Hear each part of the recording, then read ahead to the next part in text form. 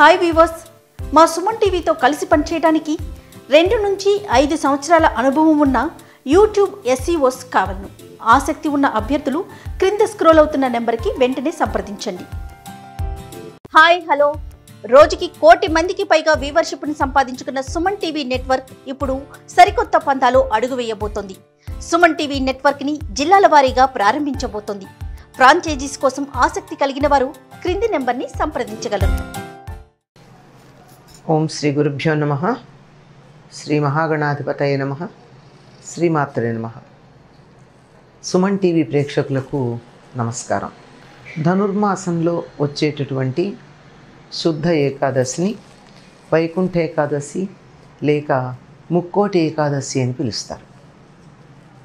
అదేమిటండి, చైత్రం నుంచి పాల్గొనం దాకా ఉండే మాసాల్లో ధనుర్మాసం లేదు అనే సందేహం వస్తుంది. కానీ ఈ ధనుర్మాసం అన్నది సూర్య సంచారాన్ని అనుసరించి చెప్పేటటువంటిది. అంటే ప్రతి నెల కూడా సూర్యుడు ఒక్కొక్క రాశిలో ప్రవేశిస్తూ ఉంటాడు. ఆ 12 రాసుల పేర్లే ఆయా మాసాలకి ఉంటూ ఉంటాయి. సూర్యుడు ధనుసు రాశిలో ప్రవేశించినప్పటి నుంచి మళ్ళీ మకర రాశిలో ప్రవేశించేదాకా ఉండే 30 రోజులు వాటిని మనం ధనుర్మాసంగా చెప్తాం. ఈ ధనుర్మాసం అనేది మాత్రం ఒకటి తెలుసు అనుకోండి అందరికీను. ఏమిటి అంటే గుమ్మాల్లో ముగ్గులేస్తారు, గొబ్బెమ్మలు పెడతారు. ఇంకా కొంచెం పెద్దవాళ్ళు ఉన్నట్టయితే తెల్లవారుజామున లేచి గోదారంగనాథుల పూజ చేసి తిరుప్పావై పఠనం చేస్తూ ఉంటారు. విశిష్టాద్వైత సంప్రదాయానికి చెందిన వారైతే ఈ మాసాన్ని పరమ పవిత్రంగా భావించుకుని తప్పనిసరిగా తిరుప్పావై అనుసంధానం చేసుకుంటూ ఉంటారు. ఆ రకంగా ధనుర్మాసం అన్న పేరు మనకి తెలుసు. అటువంటి ధనుర్మాసంలో వచ్చేటటువంటి శుద్ధ ఏకాదశి ఎందుకని ధనుర్మాసం అనే చెప్పడం, కొన్నిసార్లు మనకిది మార్గశిర మాసంలో వస్తుంది, మరికొన్నిసార్లు ఇది పుష్యమాసంలో వస్తుంది.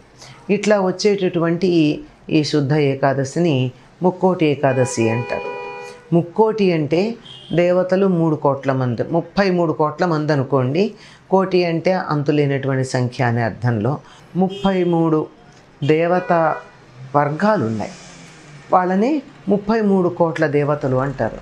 ఈ 33 కోట్ల మంది దేవతలు కూడా ఒక్కసారి మనం దర్శనం చేసుకునేందుకు అనువుగా ఉండేటటువంటి సమయం ముక్కోటి ఏకాదశి. ఎందుకు అంటే ఆషాఢ శుద్ధ ఏకాదశి నాడు యోగ నిద్ర ముద్రితుడైనటువంటి శ్రీ మహావిష్ణువు కార్తీక శుద్ధ ఏకాదశి నాడు నిద్రని మేల్కొంటాడు. అంటే ఆయన యోగ నిద్ర 4 నెలలు పూర్తవుతుంది. అలా మేల్కొన్నటువంటి శ్రీ మహావిష్ణువు నెమ్మదిగా తన అంతఃపురం తలుపులు తీసుకుని ఆత్మీయుల్ని పలకరించడానికి బయటికి వచ్చేటటువంటి కాలం ఈ శుద్ధ ఏకాదశి. అంటే అందరూ చాలామంది, ఎంతోమంది తన్ని చూడ్డానికి వచ్చేటటువంటి వాళ్ళందరూ అవతల ఉంటే ఆత్మీయులైనటువంటి వారు ఇంటి లోపలికి వస్తారు. కనుక ఆంతరంగికులైనటువంటి వారిని పలకరిస్తూ ఉంటాడు. అలా నిద్ర లేచి అప్పటికే చాలా ప్రసన్నంగా ప్రశాంతంగా నిద్రపోయి ఉంటాడేమో, ప్రసన్నంగా ప్రశాంతంగా ఉండడం ఉంటుంది. ఆ విధంగా నిద్ర లేచినటువంటి శ్రీ మహావిష్ణువుని దర్శించుకునేటందుకు ఈ 33 కోట్ల మంది దేవతలు ఆ వైకుంఠం ద్వారాల దగ్గర నిలిచి ఉంటారు. అలా వైకుంఠ ద్వారాలు ఇలా తెరుచుకున్నాయో లేదో వెంటనే అందరూ ఆయన్ని దర్శించుకోవడం జరుగుతుంది. ఆ సమయంలో దర్శించుకున్న వారికి శ్రీ మహావిష్ణువు దర్శనంతో పాటు ముక్కోటి దేవతల దర్శనం కూడా లభ్యమవుతుంది. అందుకే దీన్ని ముక్కోటి ఏకాదశి అనడంతో పాటుగా ఇంకోటి ఏమన్నారు, వైకుంఠ ఏకాదశి అన్నారు. అంటే వైకుంఠ ద్వారాలు తెలుసుకుంటాయి అని. దీనికి సంకేతంగానే అన్ని వైష్ణవ ఆలయాల్లోనూ ఈనాడు ఉత్తర ద్వార దర్శనం చేస్తారు. అంటే మామూలుగా దేవాలయానికి తూర్పు దిక్కున సింహద్వారం ఉంటుంది. మనం లోపలికి ఇలా ప్రవేశిస్తూ ఉంటాం. 4 దిక్కులా ఉంటాయి. పెద్ద పెద్ద ఆలయాలకి 4 దిక్కులా ద్వారాలు ఉంటాయి. చిన్న చిన్న ఉంటే చెప్పలేం. కానీ అలా ఉత్తర దిక్కున ఉండేటటువంటి ద్వారం ఆంతరంగికులు, ఆత్మీయులు అయినటువంటి వాళ్ళు ప్రవేశించేది. ఆ తలుపు గుండా ఈ రోజంటే వైకుంఠ ఏకాదశి నాడు శ్రీ మహావిష్ణువుని దర్శించుకునేటందుకు లోపలికి అనుమతిస్తూ ఉంటారు. అందుకని ఈ వైకుంఠ ఏకాదశి నాడు తెల్లవారుజామున 3:30 4 గంటల సమయానికల్లా అందరూ మేల్కొని స్నానాధికారులు నిర్వర్తించుకుని శ్రీ మహావిష్ణువుని లేక విష్ణువు యొక్క భిన్న రూపాలలో ఉన్నటువంటి స్వాములను దర్శించుకునేటందుకు ఉత్తర ద్వారం ద్వారా వెళ్ళడం కోసం అని చెప్పి ఆలయాలకు చేరుకుంటారు. మరి ఎందుకంటే అంత పొద్దున్నే వెళ్ళడం అంటే ఎప్పుడూ కూడా బ్రాహ్మీ ముహూర్తంలోనే మేల్కొనడం అన్నది సంప్రదాయం. మనకి ఒక సంవత్సరం జరిగితే దేవతలకు ఒక రోజు జరుగుతుంది అనేది ఇది మానవమానమైతే అది దేవమానం.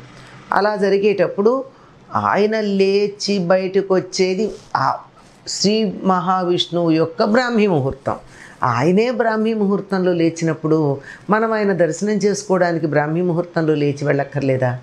అందువల్ల ఆ సమయంలో వెళ్ళి ఉత్తర ద్వారం ద్వారా స్వామిని దర్శించుకున్నటువంటి వారికి అటు శ్రీ మహావిష్ణువు ప్రసన్నమైనటువంటి ప్రశాంతమైనటువంటి రూపంతో తమని అనుగ్రహించటంతో పాటుగా ఆయన దర్శనానికి వచ్చినటువంటి ముక్కోటి దేవతల్ని కూడా మనం దర్శించుకున్నటువంటి పుణ్యం లభ్యమవుతుంది అంటారు.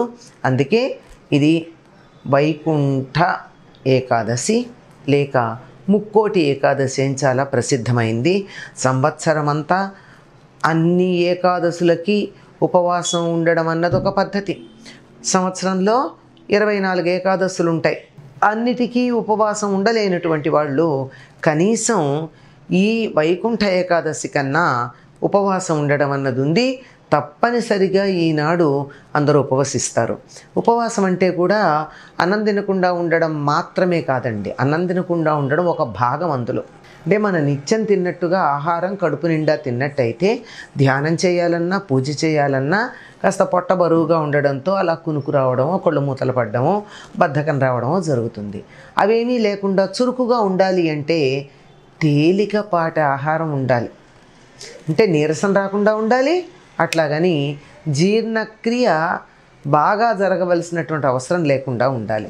కనుక అలా ఉండడం అనేటటువంటిదే ఉపవాసంగా చెప్పబడుతుంది. ఉపవాసంలో ఒక భాగం. అసలు ఉపవాసము అంటే భగవంతుని సమీపంలో ఉండడం, అంటే భగవంతుని తలుచుకుంటూ ఉండడం, ఆయన చింతన చేస్తూ ఉండడం, పూజ కానీ ధ్యానం కానీ జపం కానీ లేదా అలా ఖాళీగా కూర్చుని భగవత్ సంబంధమైనటువంటి గ్రంథాలు పురాణాధికాలు ఏవైనా చదువుతూ ఉండడం కానీ లేదా ఎవరైనా పెద్దలు చెప్తుంటే వినడం కానీ ఇలా మొత్తం ఏదైనా కానీ రోజంతా కూడా భగవంతుని యొక్క చింతనలో, అంటే భగవంతుని యొక్క తత్వానికి సమీపంగా ఉండేటట్టుగా గడపడం అన్నది ఉన్నదే అది ఉపవాసం. ఈ విధంగా ఉపవాసం చేసేటటువంటి సంప్రదాయం మనకి ఈ వైకుంఠ ఏకాదశి నాడు కనపడుతుంది. అలా గనక ఉన్నట్టయితే ఎన్నో జన్మల పాపాలు ఉపశమిస్తాయి అన్నారు. పాపాలు నశిస్తాయి అన్నది చాలా తప్పండి.